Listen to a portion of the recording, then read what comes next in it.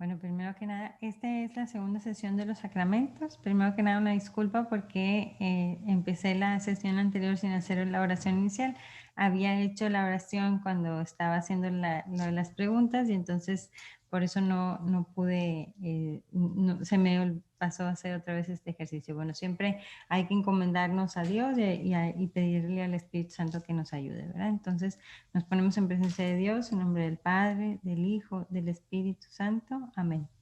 Señor, te damos gracias porque nos permites en un día más reunirnos en tu nombre, porque para ti no hay tiempo y espacio. Entonces, en este ejercicio nos unimos todos, aunque lo hagamos en diferentes momentos. Te pedimos que unas a nuestras familias para que estas familias que están queriendo conocer más de ti den fruto y hagan que más familias también vengan a tu encuentro. Te pedimos por los hijos de ellos para que puedan encontrarte, que puedan amarte y puedan llevarte hacia los demás. Te damos gracias y te pedimos que derrames sobre nosotros tu Espíritu Santo para poder gozar de esto que nos presentas, conocer nuestra fe, amar nuestros sacramentos, los que nos has dejado, y disfrutar de las gracias que se derraman en ellos. Ven, Espíritu Santo, y haznos fuentes del amor. Espíritu Santo, fuente de luz, ilumínanos. En nombre del Padre, del Hijo, del Espíritu Santo. Amén. Bueno, vamos a empezar. Vamos a empezar con el tema de hoy, que son los sacramentos, la segunda parte de los sacramentos. A ver, permítanme que tengo que hacerme grande antes de hacerlo grande. Bueno, vamos a seguir. Aquí empieza con un recordatorio, lo voy a pasar así rápido. Espero que hayan visto seguidos los dos videos. Entonces nos habla de para qué necesitamos los sacramentos, ¿verdad? Lo que recordamos, que era para transformar nuestra vida por medio de Jesús para llegar a ser como Él.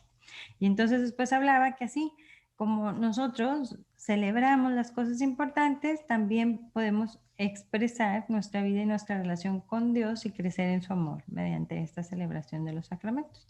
Y luego habla en la definición que ya habíamos dicho del catecismo: son signos sensibles instituidos por Cristo, confiados a la Iglesia para darnos la vida divina y la salvación, ¿verdad? Muy bien. Y entonces, igual que los sacramentos, había que vivirlos, no solamente recibirlos, como si fuera una paquetería, ¿verdad? Y prepararnos con una verdadera devoción para que estos den fruto de nuestros hijos y a nosotros mismos. Y entonces habla de acá esta relación que hay. Ay, quiero moverme. Aquí está. En las celebraciones, pues es como una relación conforme va creciendo nuestra alma, nosotros vamos creciendo, que vamos conforme vamos creciendo, vamos necesitando cosas más fuertes, ¿no? Nacemos, aprendemos a caminar, como que agarramos fortaleza y luego nos vamos alimentando. Entonces, la Eucaristía, podríamos decir que es un creer, celebrar y vivirla, ¿verdad? Todas las cosas que se viven dentro de los sacramentos hay que celebrarlos, pero también hay que vivirlos. Pero primero hay que creer en la acción de Dios. Esta frase que decíamos en latín, ex opere operato, sabiendo que accionan en nosotros a pesar de nosotros, pero que depende de nosotros hacerlos vida, ¿verdad? Bueno, entonces vamos a hablar ahora de los que seguían, que nos faltaba la penitencia, la institución. Ay, quería moverme, pero no me veo. Bueno, no me deja agarrarme. Ay. Ok, a ver, deja ver si me puedo. Bueno, ya no me deja moverme. La penitencia, este es un sacramento hermoso. La mayor explicación de él está en el relato del hijo pródigo. Ahí vienen todos los pasos del sacramento de la reconciliación como para que se los puedan explicar a sus hijos. Y en el Drive existen los dibujos de la parábola del hijo pródigo como para que lo puedan explicar hacia sus hijos, ¿verdad? Pero bueno, fue instituido en estas citas bíblicas. La forma es: yo te absuelvo de tus pecados en el nombre del Padre y del Hijo y del Espíritu Santo. Amén. Si se fijan, dice yo te absuelvo. No es en representación de Jesús, yo te absuelvo. No, porque el que te absuelve de tus pecados es Jesús. Porque el Padre en esos momentos y en muchos momentos, por eso ha recibido una bendición especial, actúa en persona en Cristo. Entonces, el que realmente nos perdona los pecados es Jesús, porque puede haber que nuestros hermanos separados digan: oye, no, ¿por qué? Ahora de tarea les voy a pedir que busquen todo esto en el Yucat, porque voy a preguntar la próxima vez que nos veamos para no detallarme y no irme parando en cada cita que tenga relación con el Yucat, porque de aquí pueden sacar mucha información de ahí. Bueno, entonces dice, la materia es el dolor de corazón o constricción. O sea, imagínense, la verdadera materia del sacramento de reconciliación es realmente sentir un arrepentimiento por tus pecados. Porque criticaban un tiempo, por ejemplo, a Arjona en su canción, a lo mejor aquí ya hay generación que ni ha oído a Arjona, pero bueno, que hablaba como que un Padre Nuestro mata, paga un muerto. No, no, y ni siquiera es así. O sea, a ver, no hay nada que paguemos para que recibamos ese perdón. Lo que nosotros hacemos con la penitencia que nos da el Padre es solamente una oración que Él piensa que nos puede ayudar a fortalecernos, pero no es un pago por nuestro perdón. No, no podríamos pagarlo. O sea, ni en toda nuestra vida un solo perdón. No existe. Solo Dios puede pagar por esos pecados. Y entonces, nosotros no es de que lleguemos así, digamos, yo los invitaría hoy a hacer una conciencia de saber si ustedes cometen el pecado pensando que como quiera se les va a perdonar. Eso es un grave error. O sea, ese es un verdadero pecado. Y ese es un pecado contra el mismo sacramento, ¿no? O sea, estamos burlándonos de Dios. No sé si eso lo han confesado alguna vez, pero bueno, si se cachan haciendo eso, como decir, ay, bueno, miento, no miento, bueno, miento, pero me voy y me confieso. No, pues no, no miento.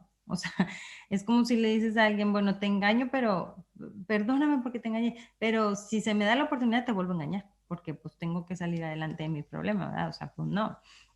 Entonces lo mismo es, por eso es que no importa que el Padre te haya dicho que te absuelve. Lo que se va a perdonar es cuanto más arrepentido, más perdón se da. Entonces, si tú estás verdaderamente arrepentido, se te perdona. ¿Por qué esta relación? Porque no te puedo perdonar por lo que no estés arrepentido. ¿Verdad? Eso es una lógica. Y entonces, por ejemplo, les cuento esta anécdota que contaba un teólogo explicando este sacramento. Decía que llegaba un señor que tenía 30 años de no confesarse, y entonces le decía, ay, no, padre, es que de verdad, mira todo lo que he hecho, mira, es que tengo 30 años sin confesarme, pero mira, hice esto y lo otro, ay, no, es que de verdad me arrepiento de todo corazón, yo creo que Dios no merezco el perdón de Dios, y así le contó toda su confesión, y entonces al final le decía al padre, ¿qué me vas a dar de penitencia? Y el padre le decía, pues rezar un rosario. Y él, ¿qué? ¿Cómo que un rosario? O sea, no me está oyendo. Padre, mire, todo lo que he hecho y de tantos años. No, pues bueno, pues reza 10 Aves Marías nada más. No, padre, pues no me entiende. Entonces, más estoy arrepentido. Entonces, no, pues ya no reces nada si quieres. Y entonces él no entendía. ¿Por qué? Porque así es. Porque entre más sea mi arrepentimiento, mayor será mi perdón. O sea, como platicaba Jesús, ¿quién estará más contento cuando llegaba la prostituta a lavarle los pies y el fariseo lo criticaba? Pues entre más pecado, más perdón se te da, ¿verdad? Pero porque había un verdadero arrepentimiento. Tú, en cambio, no me has ofrecido nada, le decía Jesús, pues tú de nada te arrepientes, ¿cómo te perdono?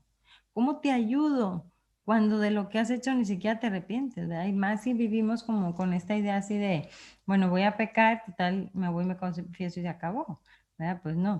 Entonces, la materia es esto, el dolor de los pecados, ¿verdad? Hay que pedir, por eso los pasos de la confesión son primero un examen de conciencia. Y cuando yo hago el examen de conciencia, lo que debe procurarse, por eso dice el Salmo, un corazón contrito, Señor, tú nunca lo rechazas, ¿verdad? Por eso, porque amas, Jesús ama el corazón contrito, aquel arrepentido de verdad. Y entonces hago un examen de conciencia, lo que sigue es un dolor de los pecados y luego un propósito de enmienda. O sea, me duele haberlos hecho no porque yo quedo mal, sino porque le he hecho daño a Dios y a mi prójimo con ese pecado. ¿Ok? Y entonces, lo que sigue es tener un propósito de enmienda y después de eso es ir a decir los pecados y después de decir los pecados es cumplir la penitencia, ¿verdad? Porque es importante la parte también de cumplir la penitencia, es decir, ya vale o no vale mi confesión. No se trata de vale o no vale, sino como que si yo de verdad tengo ese propósito de cambiar, pues quiero orar para pedir esa ayuda. Entonces, por lógica haría la penitencia. Entonces, bueno, también la materia son los pecados que se dicen, o sea, por eso son todos estos elementos, O sea, todos tienen que estar ahí. Tiene que haber un dolor por esos pecados, un arrepentimiento, tiene que haber los pecados dichos, ¿verdad? Para que se puedan perdonar, porque los que no se dicen no se perdonan, ¿cómo se van a perdonar los que no se han anunciado, ¿verdad? Y entonces decirlos de manera íntegra y como son. O sea, no falsear en no decir, ¿verdad? Porque si nosotros cometemos algo que se llama sacrilegio, estamos burlándonos del sacramento, ¿verdad? Y el cumplimiento de la penitencia o la satisfacción del pecado. O sea, que también es que deberíamos de buscar remediar esa acción. ¿Verdad? Porque muchos nos quedamos, ah, le robé a no sé quién, no, no, pues hay que reparar el daño, también es un efecto natural de la confesión, si no, entonces no existe un verdadero propósito de enmienda. Entonces, en verdad, de todo lo posible que fuese, pues hay que intentar reparar el daño. A ver, voy a intentar moverme porque estoy aquí que no dejo ver. Vamos a ver si ahorita me deja moverlo. Bueno, y entonces, lo otro sería, acá me voy a poner. Ok, la penitencia o reconciliación, va a venir el sujeto, toda persona que habiendo cometido un pecado grave o venial, acuda a confesarse con la debida disposición y no tenga ningún impedimento para recibir la absolución. ¿Cuál es el impedimento para recibir la absolución? Pues me quiero confesar de que me casé con alguien más o de que he vivido una vida como de casado con alguien que no estoy casado, pero voy a seguir viviendo con esa persona, pues digo, te pueden absolver, pero ¿cuál es el sentido? ¿Verdad? De realmente, si yo pretendo seguir con esa vida, pues ¿cuál es el sentido de irme a confesar? Digo, acérquense siempre y díganle a todos que se acerquen porque tal vez ese sacramento le diera esa fuerza a esa persona, pero hay que hacerlo de verdadera intención, ¿verdad? De querer cambiar mi vida. Y el ministro, pues ese es el sacerdote, que es el único que está facultado para perdonar los pecados. Y tiene la intención de Cristo que es le otorga el perdón, ¿verdad? O sea, a ellos se les dio este don de perdonar los pecados y a ellos se les encarga esta función. Entonces, por eso es que los sacerdotes tienen esta bendición especial para actuar en persona en Cristo. Y los efectos pues son increíbles, por eso todos deberían de confesarse. Aquí díganle, o sea, a ver, esto es así, o sea, vas a ir a un juicio en el que vas a salir libre, si te arrepientes. Entonces, y no solo vas a salir libre, vas a salir renovado, te van a dar un corazón nuevo, vas a salir con más fuerza para vencer tus tentaciones. ¿Por qué no quisieses confesarte?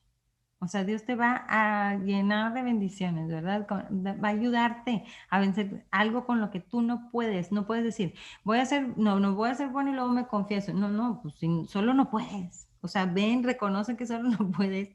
Ven, pide perdón, recibe la gracia y entonces vence tus tentaciones. Entonces dice, ¿qué efecto nos devuelve la amistad con Dios? No, la dignidad de hijos de Dios, ¿verdad? En caso de un pecado mortal, que hubiéramos perdido esta dignidad, que haya muerto nuestra vida de gracia, se recupera la gracia santificante perdida por el pecado grave, aumenta la gracia santificante cuando los pecados son veniales, o sea, nos ayuda, nos fortalece para poderlos vencer y reconcilia al pecador con la iglesia, no solamente con Dios, sino también con la comunidad, porque todos somos uno mismo. Aunque no seamos hoy conscientes de eso, todos somos uno mismo, todos somos el cuerpo de Cristo. Entonces, mis faltas le afectan a toda la iglesia, ¿verdad? Y en concreto le afectan porque estoy afectando a alguien que forma parte de la iglesia, ¿verdad? Porque la falta la tuve contra alguien. Reconcilia al pecador con la iglesia, se recuperan las virtudes y los méritos perdidos por el pecado grave, otorga la gracia sacramental específica, o sea, el de parecernos más a Jesús y borrar los de estar, miren, por ejemplo, también puedes sentir que cuando es tanto el pecado, dice, una vez un sacerdote me dijo esta frase y me impactó y es verdad. Cuando tú no estás en gracia, cuando tú tienes pecado, el pecado maneja tu conciencia. Y es verdad, el pecado tiene vida, porque el pecado no se limita a un acto conciso en el que tú solamente vas a pecar. El diablo te tienta y te hace pecar porque sabe que ese pecado va a causar heridas en los demás y va a causar más pecados. Por ejemplo, la crítica, que es lo más simple, pero ahorita puedo explicar otros. O sea, cuando tú criticas, haces que los demás critiquen. Entonces, tu pecado hace que haya más pecado. Y ese seguro se va a regar en más, ¿verdad? Una cosa grave, por ejemplo, una persona que cometió un crimen o un engaño, un papá que cometió un engaño, y entonces aquello se descubre, se hace una cosa muy fea, la mamá lo agrede, entonces ese engaño hizo que la mamá deseara un mal al papá, lo agrediera físicamente tal vez, y luego hizo que la hija creara un odio y una inseguridad y generara odio hacia otras personas, hizo que el hijo se sintiera abandonado por el papá, o sea, generó división en todos lados y pecados y pecados y pecados. Entonces, hasta que tú no le cortas la vida a ese pecado, va a seguir regándose en los demás. ¿Cómo se le corta? Con la reconciliación, ¿verdad? Se muere ese pecado, o sea, se desaparece, renueva tu vida y tú en la reparación del daño vas reconstruyendo lo que se puede en los demás. ¿Ok? Bueno, entonces por eso es muy importante recibirlo y que promuevan esto también en sus hijos. Y para explicarlo, pues es esto, la parábola del hijo pródigo, que esta imagen me encanta. Ay, qué pena yo aquí, a ver si puedo moverme. Ay, ¿por qué no puedo? Ahí está, ya la pude hacer más chiquita. A ver, me voy a mover para poderlo poner ahí. Ok, bueno. Esa es la parábola del hijo pródigo, que entonces está el papá, o sea, la narración es todo el sacramento, ahí vienen los 5 pasos de la confesión y todo lo que sucede en el sacramento. Entonces, el hijo pide la herencia son mis dones, mis gracias. Y yo se las pido a Dios y le digo, no, no las manejes tú, las voy a manejar yo. Y las voy a malgastar, como las malgastó este hijo en mujeres y en alcoholes y en cosas. Las voy a malgastar en mentiras, en robos, en engaños. Ahí las voy a malgastar. ¿Ok? Entonces, cuando ya se reconoce pobre, se le acaba el recurso y ya nadie lo quiere porque ya no tiene dinero para satisfacer sus necesidades, entonces se ve cuidando a los cerdos, o sea, caemos en lo peor. El pecado parece muy bonito al principio y luego va cayendo y vamos cayendo en esa realidad y ya estamos tan inmersos en esa mugre que no nos damos cuenta, ¿verdad? Y entonces cuando vemos ahí ya nuestra desesperación total, porque él quería comerse hasta la comida de los cerdos y no lo dejaban, pensaba, en la casa de mi padre hay comida de sobra para todos, hay gracia para todos y yo estoy aquí comiendo miserias y ni siquiera me dejan comerlas. Entonces decide, entonces empieza el examen de conciencia, hace conciencia de sus actos, dice, voy a ir a ver a mi padre, le diré, he pecado contra el cielo, contra ti, no merezco llamarme hijo tuyo, o sea, tiene un arrepentimiento, un dolor por sus pecados, un propósito de enmienda porque decide no ser así más y ir a confesarlos, ¿verdad? Y entonces cuando llega con el padre ya lo está esperando, o sea, con esos lentes del amor ahí viéndolo, baja corriendo a recibirlo, lo abraza, entonces va a darle un corazón nuevo. Mira, llega todo raposo y en el relato dice que el padre le da, apenas lo ve y ni siquiera lo deja hablar. ¿Por qué? Porque Jesús ya sabe lo que hay en nuestro corazón. Obviamente, ay Dios, tengo mucho movimiento con esto. Obviamente nosotros tenemos que confesar nuestros pecados, pero esto es un significado de entender de que Dios ya sabe lo que hay en tu corazón. Si hay un verdadero arrepentimiento, Él ya sabe lo que le vas a decir. Entonces el gesto de Jesús es ni siquiera oírte, Dios Padre, o sea, tirarte a tus brazos, a darle besos a ese hijo, traigan un vestido nuevo, unas sandalias nuevas, ¿por qué? Porque es todo lo que te va a dar el sacramento, o sea, el vestido nuevo son todo ese vestido de la gracia, o sea, esa alma tuya que va a ser revestida, va a darte un corazón nuevo, entonces ya no harapos, no, uno nuevo, ¿verdad? Una vida nueva. Y le vamos a dar zapatos para que pueda volver a ir a evangelizar y ser discípulo. Le vamos a dar un anillo que reconocía como hijo de Dios, o sea, como hijo de esta casa. Eso significa que vamos a hacer una fiesta, ¿verdad? Y mata al becerro más gordo que tiene para hacer la fiesta. Aquí está, esto está ahí en el drive para que se lo puedan dar a sus hijos. Es la parábola del hijo pródigo, para que la expliquen ahí por partes. Bueno, y después, ya me di ansia, yo que no me puedo mover, ya. Después está el matrimonio. Y entonces el sacramento del matrimonio, ya lo habíamos dicho, ahí viene la institución, cuando Jesús habla de lo que ha unido Dios, que no lo separe el hombre. Los votos es la aceptación mutua, por eso no hay que cambiarlos, porque a lo que nos comprometemos, o sea, pudiéramos agregar algo, pero es preciso mencionar esas funciones, o sea, eso de estar en la salud y en la enfermedad y amarte y respetarte todos los días de mi vida para que tenga un sentido el sacramento. ¿A quién lo permite? ¿No están casados por eso? No, no, sí están casados, aunque no hayan dicho sus votos, pero pues no perder a lo que de verdad nos estamos comprometiendo, ¿verdad? Y la materia son los mismos esposos. En el sacramento la materia y el ministro son los esposos. Ustedes mismos se casan, ustedes mismos se donan unos a otros. El sacerdote es nada más testigo de esa unión y bendice esa unión en nombre de Cristo, ¿verdad? Entonces, ahí está, los mismos contrayentes, su donación recíproca, toda persona, todo su ser, lo donan uno a otro. Y ahí está el sujeto, todos los bautizados, ya sean católicos o de otra profesión de fe, y para eso hay casos especiales, los matrimonios mixtos. Ministro, las personas que contraen matrimonio son los ministros del sacramento en realidad.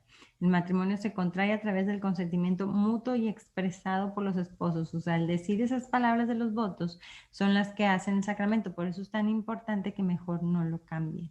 Entonces, entender, no es que dejo de ser yo, ni me voy a complementar con otra persona porque esa es no lo puedo dar acá, pero bueno, eso es parte de la consejería, es decir, no, eso no es una relación sana. Ustedes se van a compartir, pero van a formar una sola cosa. Lo que les pase a los dos ahora les afecta a los dos. Son algo junto. Decidieron así vivir su vida, entregando su vida a ser una sola carne con alguien. ¿Ok? Y entonces enriqueciéndose y compartiéndose de una forma más especial, ustedes son capaces de dar vida. Y entonces son responsables de esas nuevas vidas, pero no más en su casa, sino de que lo que enseñan se pueda transmitir y transmiten a sus hijos que el objetivo es amar y servir a los demás. ¿Verdad? Bueno, y entonces ahora sí, vamos a ver por qué es tan importante, porque ahora los chavos se lo están perdiendo. Al invitar aquí al Padre y querer recibir la bendición de Dios, lo que estamos haciendo es invitar a Cristo a nuestro matrimonio. Y entonces esto va a ser hermoso, porque todas esas veces que nosotros dos no podamos, Él sí puede. Y nos puede ayudar a salir adelante de nuestros problemas. Y entonces aquí está. Esto es lo que viene acá, los efectos. Es una gracia destinada a perfeccionar el amor de los cónyuges. Ya no puedes más. Bueno, Cristo, dame lo que me falta. Señor, ahora tú, somos tres en este matrimonio, no nomás dos. Entonces ya nosotros no podemos, ayúdanos, ¿qué más? ¿Verdad? Yo me acuerdo cuando de repente hacía algunos conflictos con mi marido, entonces íbamos a la iglesia y me decía, vas a comulgar después de todo y yo ya me confesé y le digo, aparte, o sea, no sé qué haría si no comulgo, no sé qué haríamos, vámonos a comulgar, lo necesitamos a Cristo en medio de esto, ¿verdad? Necesitamos alimentarnos para poder volvernos a alimentar entre nosotros y salir de nuestro egoísmo. Entonces dice, destinada a perfeccionar el amor de los cónyuges, a fortalecer su unidad indisoluble y por medio de esta gracia se ayudan mutuamente a santificarse con la vida matrimonial conyugal. Ese es el objetivo del matrimonio, santificarse, no satisfacerse de la otra persona, no, santificarse por medio del amor entre ustedes, ¿verdad? Entonces, qué bueno que sean diferentes, qué bueno que a veces sea un poquito incomprendible la otra parte, es para enriquecernos. Lo malo es cuando ya que alguien de los dos quiere sacar a Cristo de la función, ¿verdad? De la ecuación, porque entonces estamos haciéndole hoyo a ese barco, como yo se los puse en la primera sesión, y entonces no avanzamos. Porque hay uno queriendo avanzar y queriendo llevar la casa hacia Cristo y hay otro haciéndole hoyo, entonces nos estamos hundiendo y así no avanzamos. Ni tampoco estar sentados ahí y que la mujer batalla o que el hombre batalla y uno más veo y no estorbo. No, son una cosa. Entonces, haz de cuenta que imagínense un cuerpo a la mitad. Está ahí el cuerpo manco, no puede hacer las cosas. Si yo dejo de funcionar, esto no está funcionando. Es una sola carne que funciona con los dos y los dos tenemos ese compromiso. Y cualquier cosa que necesitemos, por eso tenemos ahí a Cristo, porque lo hemos invitado a nuestra barca, ¿verdad? Entonces, bueno, ese es el objetivo, siempre acompañados de Cristo, para que Él saque el mejor vino. Le pidamos que haga el milagro como las bodas de Caná. Cuando ya no podemos, Señor, tú saca el mejor vino que ya se nos anda acabando el de nosotros. ¿Ok? Entonces el Señor nos acompaña y nos sostiene en las tribulaciones. No hay que justificarnos de los problemas para terminar con la relación, hay que buscar ayuda, hay que pedirle a Dios a que nos abra el entendimiento. A veces son heridas del pasado que no nos dejan amar en una diferencia o que no nos dejan ser responsables de nuestro rol. No podemos estar sentados sin hacer nada, o sea, los dos tienen que trabajar parejo, ¿verdad? A veces unos pueden estar más débiles que otros y para eso nos apoyamos, pero no se trata de hacerse el loco, ¿verdad? Bueno, la orden sacerdotal, pues la institución viene acá. En esas citas bíblicas, la forma es la oración consecratoria de los libros litúrgicos, describe para cada grado, o sea, para cada grado, el sacerdote se va avanzando como en su preparación, en su cuenta que es diácono, luego es presbítero y pudiera llegar a ser obispo, ¿verdad? En algunas ocasiones, o hasta cardenal o papa. Y entonces, dependiendo de, recibe otra bendición o otra unción. Bueno, hasta obispos reciben esa otra unción. Y entonces es impresionante porque tienen una bendición muy especial en sus manos, porque acuérdense que todas las acciones visibles de los sacramentos, toda la acción de Cristo en los sacramentos es por el gesto de las manos. Entonces, por eso esas manos son bendecidas de una forma tan especial y por eso en algunas veces han visto que en la cantamisa, que es la primera misa que dan los sacerdotes, les besan las manos. Es una bendición, o sea, ojalá besen esas manos que están bendecidas por Dios, que lo traen aquí a la tierra en el pan y el vino todas las veces que les toque esa ocasión. ¿Verdad? Entonces la materia sería la imposición de las manos, el sujeto es todo varón bautizado con la intención de recibirlo y hacerlo manifiesto, o sea que de verdad quiera ser sacerdote y que reciba la preparación, ¿verdad? Y el que lo puede hacer nada más es el obispo, no cualquiera puede andar ordenando sacerdotes. Entonces, este gesto que ellos hacen de postrarse también es increíble. Dice, me postré consciente de mi vida y me levanté sacerdote. Me encanta. Hay que orar mucho por estos hombres de Dios. Son humanos al final y necesitan también mucho de nuestro acompañamiento, de nuestra ayuda. Ellos dan su vida por todos nosotros, ¿verdad? Entonces hay que acompañarlos, hay que ayudarles a evitar las tentaciones, no molestarlos, no encimarnos con ellos, o sea, ser comprensibles. Son personas también, ¿verdad? Aunque amen a Cristo y lo quieran seguir. Efectos de carácter indeleble, el sacerdote es para siempre. Las gracias son una relación de su consagración, de servir al pueblo de Dios. Todas las gracias que él recibe, de poder ser paciente, algunos podrán ser regañados, pero como quiera, saben transmitir a Dios, pueden oírte en la confesión, pueden tener caridad con todos, ¿verdad? Entonces, eso es lo que hacen, una potestad espiritual, una ayuda sobrenatural necesaria para poder ejercer sus funciones, porque es muy demandante, pero también nosotros a veces lo hacemos más, hay que ayudarlos, ¿verdad? Y hay que ayudarlos a que no se pierdan tampoco y orar por ellos antes de criticarlos, ayudarlos y hacer una corrección con caridad. Bueno, la unción de los enfermos, este sacramento está instituido en estas citas bíblicas y la forma es por esta santa unción, los ungen, ahí está ungiendo el Padre en la frente, y por su bondadosa misericordia te ayuda el Señor con la gracia del Espíritu Santo para que, libre de tus pecados, te conceda la salvación y te confronte en tu enfermedad. O sea, que quiere decir que la unción de los enfermos también tiene o va en conjunto con el sacramento de la reconciliación, que el enfermo primero es reconciliado y luego es ungido, ¿verdad? Y entonces para poder sentir esta tranquilidad, esta paz de confiarse en Dios con este óleo de los enfermos. Y entonces la materia es el aceite de oliva bendecido por el obispo, el jueves santo, y la unción en la frente y manos con una sola unción es suficiente en caso especial. Y lo dice, el sujeto es cualquier fiel que habiendo llegado al uso de razón comienza a estar en peligro de enfermedad o vejez. O sea, no es que se vaya a morir, sino cualquiera que a lo mejor entre a una operación importante, una enfermedad importante, no esperen para llevarle el sacerdote a algún enfermo. Y los enfermos, pues de verdad, ¿por qué tanto miedo a la muerte? ¿Dónde está la fe en Dios? Y si tienes dudas, pues lo que necesitas es este sacramento para que te fortalezca, ¿verdad? O sea, no le saquen la vuelta. Ok, y luego el ministro es el obispo o cualquier sacerdote, ¿verdad? Este puede ser cualquier sacerdote. Ahí está la unción de los enfermos, es Jesús que va y ve al enfermo que lo fortalece.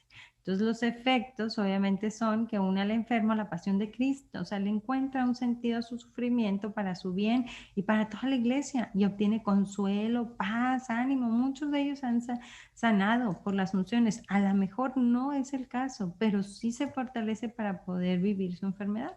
Obtiene el perdón de los pecados, restablece la salud corporal si conviene a la salud espiritual y prepara para el paso a la vida eterna, ¿verdad? No es como que ya para morirse, no. Es una ayuda ante la enfermedad. ¿Ok? Entonces, la pregunta aquí sería, ¿yo procuro los sacramentos? O sea, ¿de verdad me preparo para ellos? ¿Educo en esta importancia en mis hijos y la vivo? ¿Verdad? ¿Cómo me fortalezco en la vida de la gracia? ¿Cómo me fortalezco? Pues con la confesión y la Eucaristía. Por eso yo decía que estos son como los principales sacramentos para seguir creciendo. O sea, el primero, el que nos inicia es el bautismo, pero ¿cómo nos mantenemos en esa vida? Con la confesión y la Eucaristía. El matrimonio es algo muy importante, pero es en una sola ocasión. Lo importante del matrimonio es hacerlo vida, vivirlo y poner a Cristo en medio. ¿Y cómo? Pues con la confesión y con la Eucaristía, ¿verdad? Juntos. Quiero estar cerca de Dios. Quiero crecer en mi relación con Dios. ¿Me preparo para llegar al cielo? Bueno, pues si es verdad que vivo eso, entonces, ¿cómo me fortalezco en la vida de la gracia para poder llegar al cielo? Si me he soltado de Dios, ¿por qué no quisiera regresar? Busca el perdón, ¿verdad? A eso los invito hoy, a buscar el perdón siempre, no esperarse a acumular muchos, no. Eso es lo que les decía del pecado que tiene vida, o sea, cuando te sientes tú que no puedes, luego no usen esto los esposos para las esposas ni al revés, pero cuando tú sientes que no puedes servir, es porque el pecado no te deja amar. Entonces ya te urge confesarte. ¿Cuándo? Cuando tú sientas, al mes, a la semana, los 2 meses. No dejes mucho tiempo. De verdad, pecados cometemos diarios muchísimos. ¿Verdad? O hagan un ejercicio. Una monjita una vez nos propuso un ejercicio y es muy bueno. Digo, pueden no hacerlo visible para que alguien no esté viendo ahí el marido cuántas rayitas tiene, pero decía, vamos a irnos a lo más simple. ¿Quieren saber cuántas veces mienten al día? Entonces pongan en un post-it una rayita por cada mentira que hagan en el día. Y entonces ustedes van a saber si es verdad que no necesitaban confesarse así. Y entonces luego se daban cuenta la gente de que no es posible. O sea, aparte miento por puras cosas que no son necesarias. La mentira es mentira, no importa cuál, ¿verdad? Entonces, pues hagan ese examen y entiendan lo valioso que es ese sacramento y aprovechenlo. No huyan al abrazo de Dios. Imagínense qué padre ir a eso, a que te den la gracia. La pena que te dé el Padre, el regaño que te dé, vale la pena, no importa. Es incomparable lo que vas a recibir. Eso no es nada. Aguántenselo si es necesario o ya les tocaba, ¿verdad? Entonces es el encuentro del Padre amoroso que nos espera con un amor intacto. Así nos espera Dios. Dicen que Dios no perdona, sino que olvida o ni siquiera no toma en cuenta. Él ya perdonó. En el momento en que tú lo estás haciendo, ya estás perdonado. Nada más es que quieras tú ser perdonado. Que en cuanto ve que nos acercamos, corre a nuestro encuentro, ¿verdad? Ahí, así, a darnos ese abrazo, nos da Jesús. Entonces, para reflexionar sobre la Eucaristía, una vez que recupero mi relación con Dios, o sea, que ya estoy en gracia, ¿cómo no abrazarme de Él? ¿Cómo no darle de comer a mi alma diariamente? O sea, no, y si no pueden ir, pues aunque sea una comunión espiritual y crecer con Él en el amor por medio de la Eucaristía. Festejar con Él su triunfo, me dio la vida eterna. Eso es lo que festejo en cada Eucaristía, es la mejor fiesta del mundo, ¿verdad? Nadie me ha dado nada mejor. No tengo ninguna otra cosa más que celebrar y cuando ganamos cualquier cosa hacemos un fiestón. Festejar con Él su triunfo y recibir con gran amor su entrega total a mí y para darlo a los demás. Esa es la Eucaristía. Estoy realmente preparándome, bueno, en caso de que estén así, porque eso pasa va mucho cuando daba este curso que había papás que estaban a punto de hacer la primera comunión de sus hijos, entonces la pregunta reflexiva sería, ¿estoy realmente preparándome para la primera comunión de mi hijo o realmente me preparé cuando fue su momento, ¿verdad? Ahorita quiero que sean muy devotos cuando tienen 20 años, pero pues cuando tuvieron 9 los llevé a hacer la comunión y yo nunca les expliqué nada, no viví nada, pues ¿cómo? ¿Verdad? Entonces dice, ¿cómo me estoy preparando? ¿Verdad? ¿Cómo ayudo a mi hijo de verdad a prepararse, a comprenderlo? Si no saben, pregunten. El ejercicio, hacen muchos ejercicios, cada quien puede tener la creatividad. Por ejemplo, había unos papás, una semana de oración antes de la primera comunión en familia se juntaban y cada día alguien le decía o ofrecía algo por el niño que iba a recibir la comunión y hay muchos gestos que se pueden hacer, ¿verdad? Si no me preguntan y pues ya les voy diciendo. Entonces el plan de acción acá era terminar, pues decir, luces, cámara y acciones. Pónganse a actuar los sacramentos para que sea una forma divertida de entenderlos. Esto hacíamos nosotros en el catecismo. De cuenta que ahí los ponemos a actuar el sacramento. Disfrazamos uno de la madrina, del padrino, del papá, del niño y estaban, bueno, fascinados, explicándoles cada momento.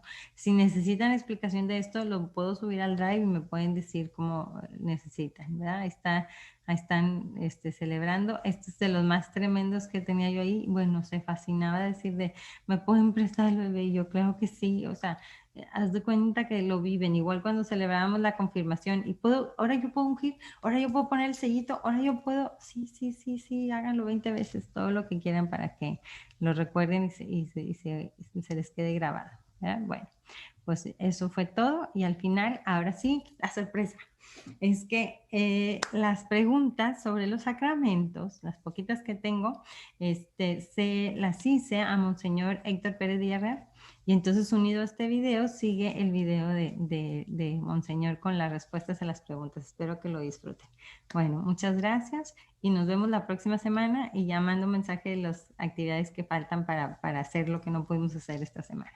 Buenas noches. Pues aquí estamos con Monseñor Héctor Pérez Villarreal, es obispo auxiliar de la Arquidiócesis Primada de México y hoy nos acompaña para poder contestar sus preguntas sobre el tema de los sacramentos. Buenas noches, Monseñor. Buenas noches, Alexa. Muy bien. Bueno, pues empezamos con las preguntas. Un poco las he acomodado según el orden de los sacramentos para que vaya así más fácil. Muy bien, que vayan en orden, más fácil. Bueno, la primera es sobre el bautismo. Dice, ¿por qué se dice que en el bautismo nos convertimos en hijos de Dios? ¿No somos ya todos hijos de Dios? Si no, entonces, ¿qué es de especial lo que se recibe en el bautismo? Muy bien, pues miren, aquí lo primero que tenemos que entender es, una cosa es cómo nos ve Dios y otra cosa es cómo nos comprendemos nosotros. Entonces, Dios nos ve a todos como sus hijos, que es padre de todos. Sin embargo, el bautismo lo que celebra es entrar en esta tradición religiosa que es el cristianismo, en la que nosotros le decimos sí a Dios, es decir, sí me quiero reconocer como tu hijo, y por lo tanto el sacramento del bautismo realiza en nosotros aquello que Dios ya, digámoslo así, había previsto desde la eternidad. Entonces, por el sacramento recibimos la gracia para vivirnos como hijos de Dios. Aunque Dios ya nos veía como hijos, en el bautismo nosotros decimos, creo que tú me ves como hijo y se recibe la gracia para ser hijo de Dios. Muy bien, perfecto. Ahora, en la confirmación, si ya recibimos en el bautismo al Espíritu Santo, ¿por qué es necesaria la confirmación? Bueno, porque por el bautismo recibimos la gracia para ser hijos de Dios, es decir, la gracia que nos une filialmente a Dios. Por la confirma, o sea, entonces el Espíritu Santo en el bautismo nos hace hijos o nos reconoce como hijos, nos hace experimentarnos como hijos. En la confirmación, el Espíritu Santo nos envía como discípulos y apóstoles de Jesucristo. Y el ejemplo más claro es los discípulos de Jesús, los apóstoles después fueron llamados por Jesús para ser sus seguidores, sus discípulos, ¿ok? Pero, y aunque los enviaba a cumplir algunas misiones, ellos se sentían temerosos todavía. Sin embargo, cuando sucede ya el misterio completo con la muerte y resurrección, reciben el Espíritu Santo y son confirmados por Dios y capacitados por el Espíritu para ser los apóstoles o sea, es decir, los enviados de este evangelio, el evangelio de Cristo. Entonces, por la confirmación recibimos el Espíritu Santo para dar testimonio de Cristo. En el bautismo recibimos el Espíritu Santo para ser hijos de Dios. Son dos gracias diferentes.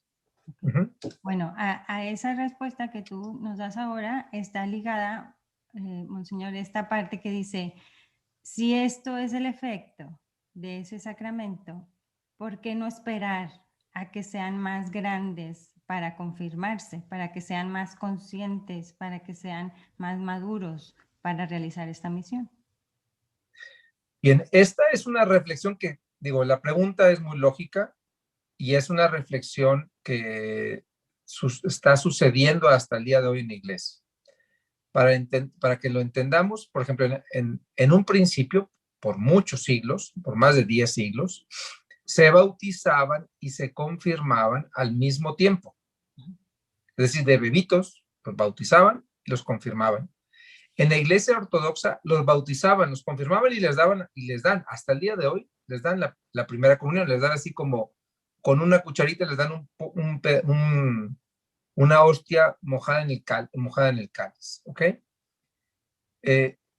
Entonces, aquí la discusión, porque sigue siendo discusión, es entre el sacramento es una gracia que se recibe para vivirse o el sacramento es una gracia que yo recibo porque ya lo estoy viviendo, porque ya lo quiero vivir, ¿ok? Tengo que decir esto porque así como el día de hoy se da antes de la primera comunión, yo lo recibí después de la primera comunión. O sea, bueno, para mostrar, y es más, hasta el día de hoy, en algunas diócesis es antes de la primera comunión y en otras diócesis es después de la primera comunión. Entonces, es una discusión. Les voy a dar las dos razones, que todos tienen un parte de razón. La razón de quienes lo dan antes es, la lógica es, yo soy hijo por el bautismo, soy apóstol, discípulo y apóstol por la confirmación, y por lo tanto, para cumplir con esa misión de ser apóstol, recibo la primera comunión, el alimento para ser apóstol, ¿ok? Y entonces, por ello, quienes reflexionan así lo piden antes de la primera comunión. Y quienes lo dicen así, la confirmación no es yo confirmo que creo en Dios, sino es Dios me confirma que me quiere como apóstol, ¿ok? Quienes lo ponen después, no, ninguna está en contra de la otra, ¿eh? Nada más es en dónde quieres hacer el énfasis. Quienes la ponen después de la primera comunión, hacia los 11, 12, 13 años, lo que dicen es que el adolescente ya tiene más capacidad de ir a anunciar el evangelio.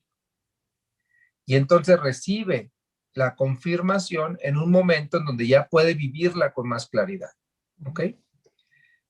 Entonces, los dos son reflexiones aceptadas por la iglesia. Unos tienden a aceptar una, otros tienden a aceptar la otra.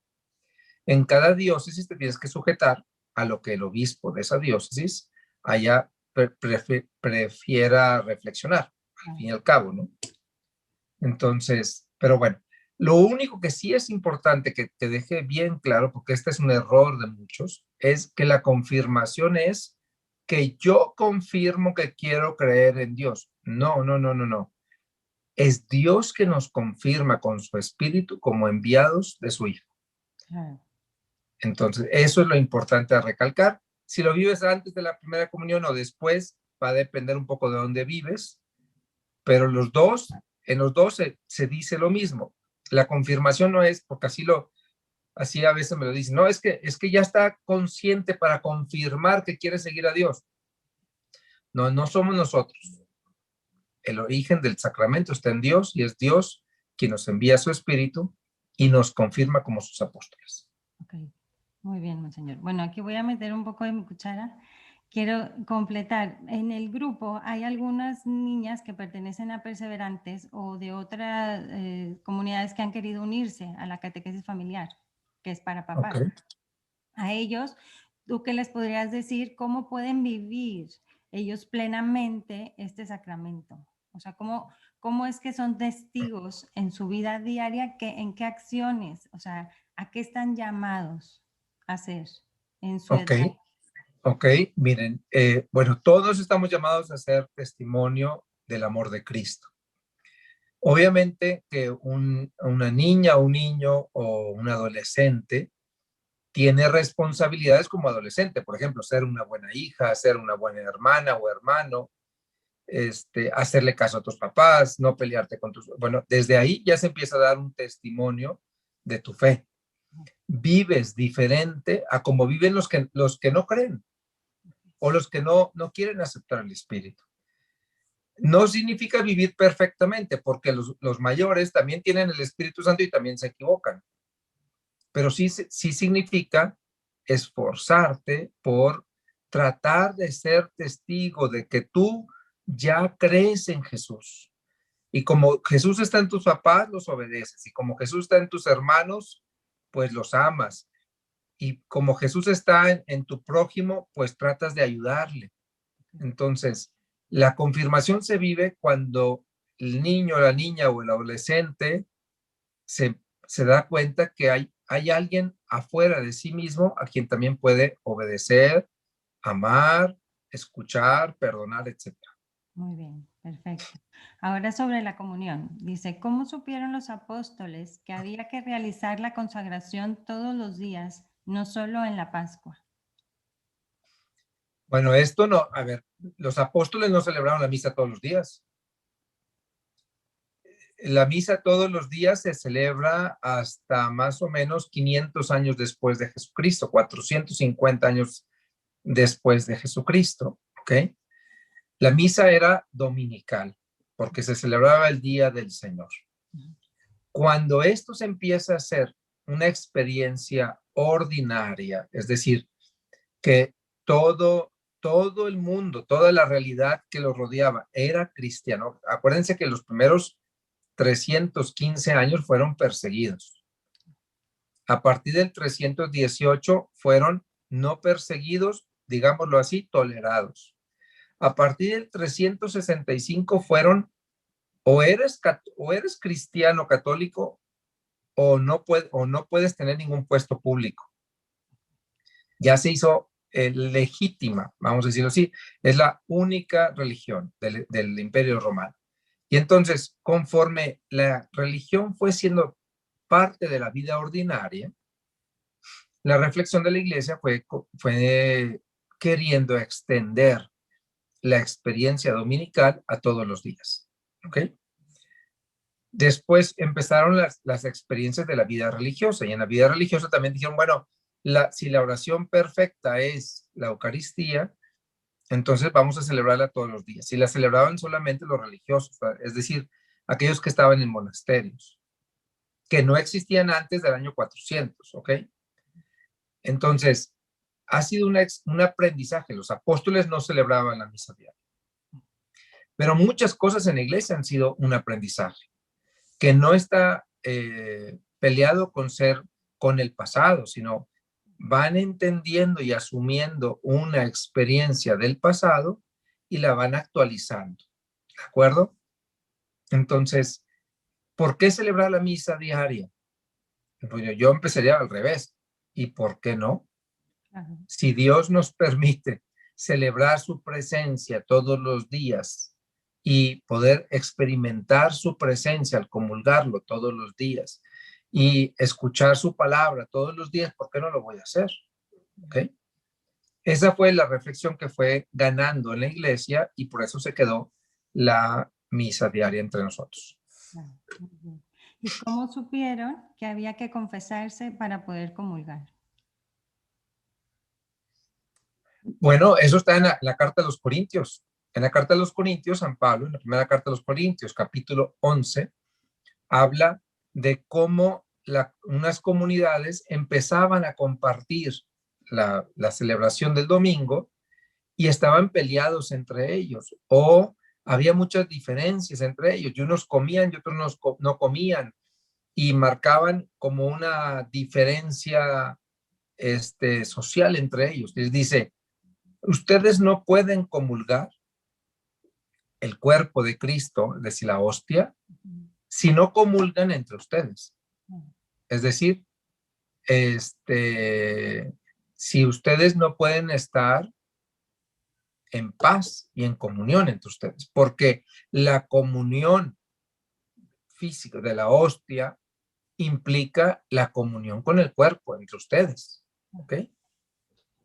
De ahí se empieza a decir, bueno, y esta es una experiencia. Otra experiencia es en los Hechos de los Apóstoles, cuando unas personas simularon vender sus bienes, pero no los habían vendido y los reprimen, vamos a decirlo así, decir, ustedes no están en comunión con nosotros, entonces no pueden participar de la comunión. La primera experiencia de las confesiones eran sobre todo sobre aquellas cosas que rompían con la comunión en la comunidad, ¿ok? Que afectaban, eran pecados graves, ¿no? No era como que, ay, tuve un mal pensamiento, no, en verdad tuve un pecado, maté a una persona, mentí de tal manera que traicioné a alguien, falté al matrimonio. Entonces, o sea, los pecados graves que realmente rompían con la iglesia se tenían que confesar. Las confesiones, los primeros 3 siglos, para que den gracias a Dios el día de hoy, eran públicas, eran públicas. Tenías que decir, yo cometí adulterio con esta otra mujer que está en la comunidad, ¿no? Y a los dos les imponían públicamente una penitencia y después el obispo daba la absolución.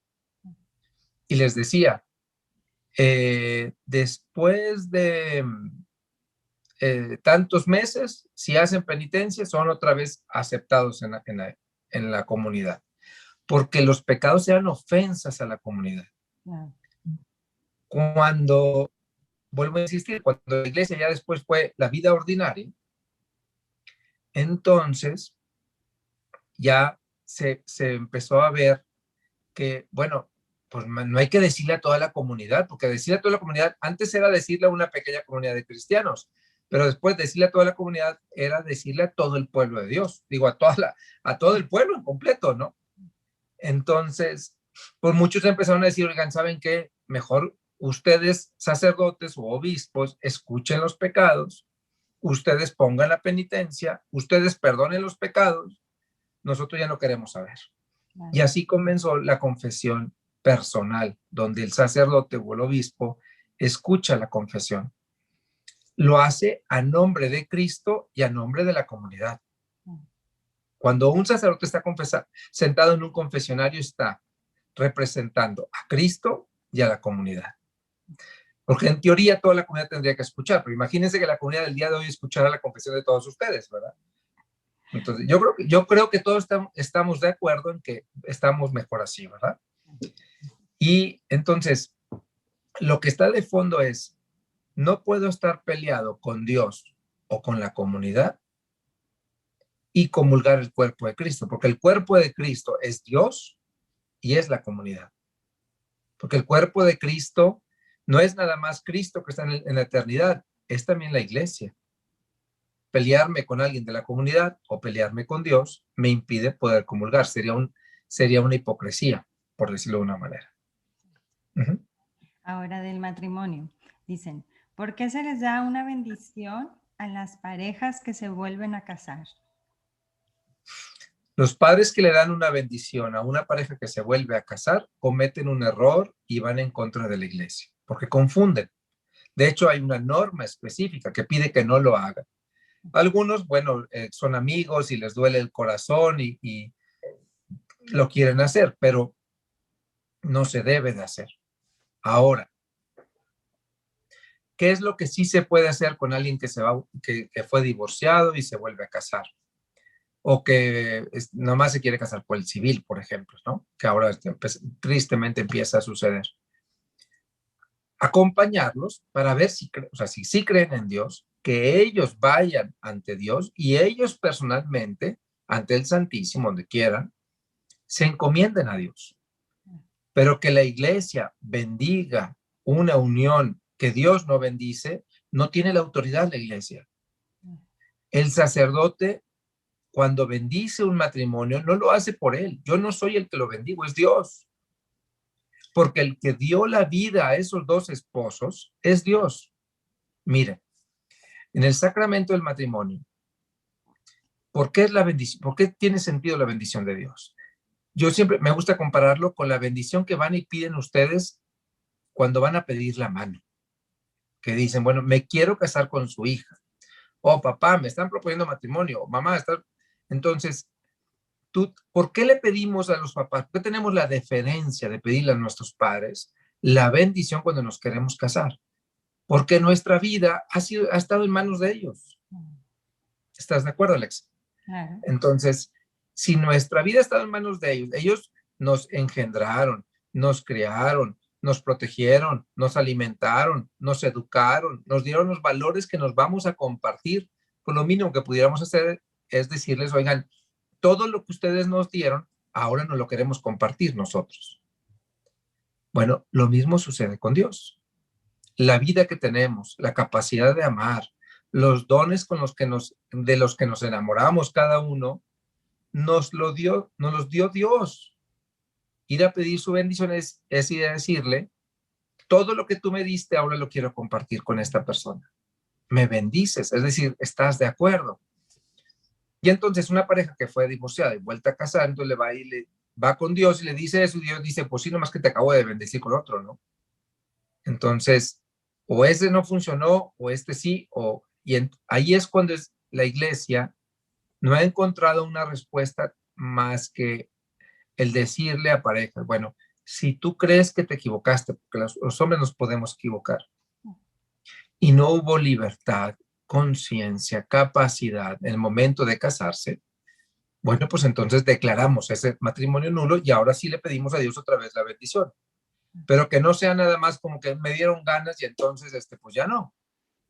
Por eso la iglesia pone un proceso para darle sentido y proteger el enlace matrimonial. ¿Okay?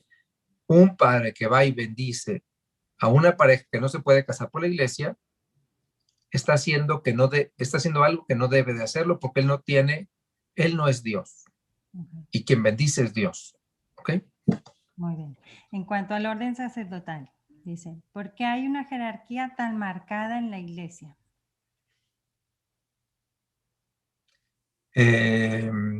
Yo te diría, no es una jerarquía tan marcada, más bien es un orden marcado.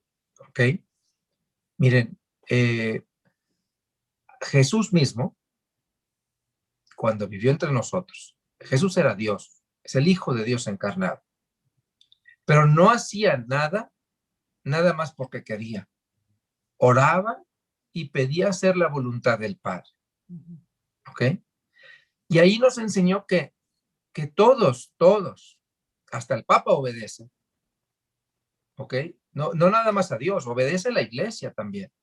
Los sacerdotes, los obispos obedecemos también. Todos tenemos que aprender a obedecer. Entonces, no es que sean en dignidad uno más que otro. El Concilio Vaticano II lo dijo con toda claridad. Todo bautizado tiene la misma dignidad. No estamos hablando de quién es mejor, quién es más santo. A mí me enternece cuando llegan conmigo y me dice, padre, ¿usted que está más cerca de Dios? Si la viejita supiera que ella muchas veces está más cerca de Dios que yo. No es una cuestión ser obispo o ser sacerdote. No te hace ni más santo, ni más perfecto, ni más cercano a Dios. Te hace más responsable. Yo les pregunto a ustedes, muchos de ustedes son papás, por eso están tomando estos cursos. ¿Por qué sus hijos los tienen que obedecer? O sea, ¿por qué ustedes no le dicen a su hijo de 5 años, oye, ¿cómo ves? Te voy a enseñar la economía de la casa para que tú me digas si podemos pedir un crédito o no. ¿Por qué no le dicen eso a un niño de 5 años? ¿Por qué no se lo dicen a un niño de 15 años? Pues porque ustedes tienen una responsabilidad diferente a la de ellos y una capacidad diferente a la de ellos y un rol diferente al de ellos. No los hacen más dignos, no los hacen mejores, pero tienen roles diferentes. En la iglesia hacemos lo mismo. tenemos roles diferentes. Dios ha elegido a algunos hombres, ¿ok? Y los ha consagrado para que les mostremos el camino para acercarnos a Él. Entonces no es una cuestión de a ver quién es más, porque todos somos iguales, pero sí tenemos responsabilidades diferentes, como en una familia se tienen responsabilidades diferentes. Entonces no es una jerarquía marcada, pero sí responsabilidades diversas. Muy bien. Dice, ¿podría algún día ser posible una renovación de la iglesia en la que se mostrase más sencilla? Y pone como referencia, pensando en los ritos más explicados, las oraciones que se utilizan con palabras más sencillas, las vestimentas, las normas, las formas. No, esa parte no sé a qué se refiere, pero bueno, un poco da la idea. Bueno, mira, me encantaría que quien preguntó esto, y bueno, todos los demás que escuchan, fueran a ver cómo se celebraba la misa antes de 1965. Cómo se vestían los sacerdotes y los obispos. Cómo se celebraba la misa de espaldas y en latín. Cómo eran príncipes celebrando, ¿verdad? O sea, nada más para que tengan una idea, el obispo para celebrar se ponía zapatillas, guantes, manículo aquí, manípulo aquí, se ponía la sotana negra, el alba blanca, la casulla no la casulla, la dalmática del diácono, la casulla del padre, y todavía el solideo, la mitra, los guantes, el anillo encima del guante, todo eso se tenía que poner para celebrar hace apenas, son 35 y 20, 55 años. ¿Ok? Claro que la iglesia ha cambiado. Entre 1962 y 1965, se juntaron todos los obispos del mundo cada año, 4 años, 62, 63, 64, 65, 4 años, se juntaron los 2.500 obispos que había en aquel entonces a pensar cómo hacer más sencilla y más cercana la iglesia al pueblo. Imagínense ustedes poner de acuerdo a 2.500 obispos. Yo aquí al batallo para poner de acuerdo a 5, ¿verdad? Allá 2.500, ¿ok? Obispos, todos iguales, con experiencias, cada uno diferente, todos vestidos como príncipes.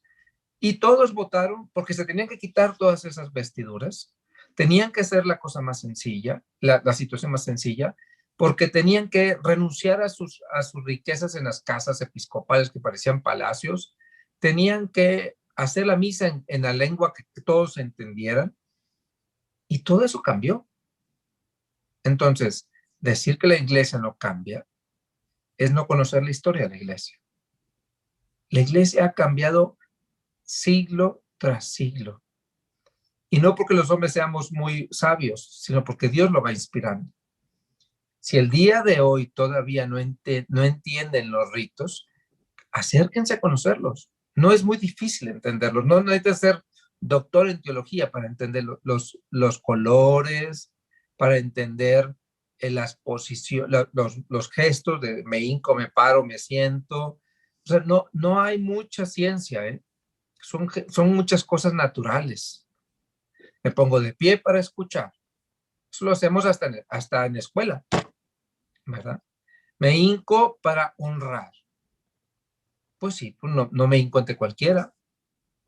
Me siento, ¿verdad? Para platicar. Pues sí, el sermón es un diálogo.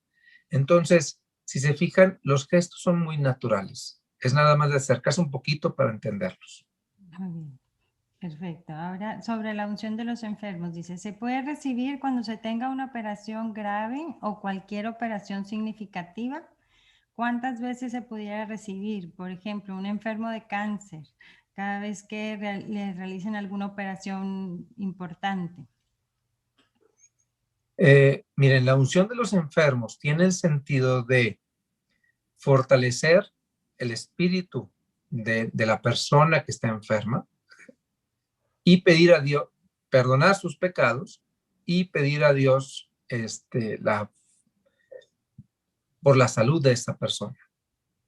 Pido por su salud, la sano espiritualmente, perdonando sus pecados, y además la fortalezco espiritualmente para enfrentar la prueba de la enfermedad. Entonces, no es un sacramento, digámoslo así, como la confesión que yo puedo estar recibiendo cada rato, pero cada vez que el enfermo va a entrar a una operación grave, cada vez que tuvo una crisis, ¿verdad? Se puede pedir la unción de los enfermos. Hay algunas veces en algunas parroquias que practican la unción mensual. Una misa por los enfermos, se dice. Y hay gente que se acerca mensualmente a recibir la unción. Es válido hacerlo. Yo lo único que veo en contra en eso es perder la fuerza de lo que significa la unción de los enfermos. Porque no es nada más porque traigo una gripa, déjame irme a ungir, ¿no? Es verdaderamente un sacramento que quiere fortalecerme en un momento de prueba. Ahora, yo sí quisiera aquí, Alexa, si me permites, extenderme en un detallito. Algunos tienen a sus familiares muy enfermos y no quieren pedir la unción de los enfermos porque dicen, es que si ve a un padre se va a asustar y va a pensar que va a morir, ¿verdad? Y después, por no pedir cuando está grave el enfermo al sacerdote, cuando ya está moribundo, entonces sí te hablan y te dicen, padre, si no llega en 15 minutos, se muere. Pues los sacerdotes a veces no podemos estar en 15 minutos ahí. Y después esa familia se queda resentida con el sacerdote porque no llegó cuando se lo pidieron.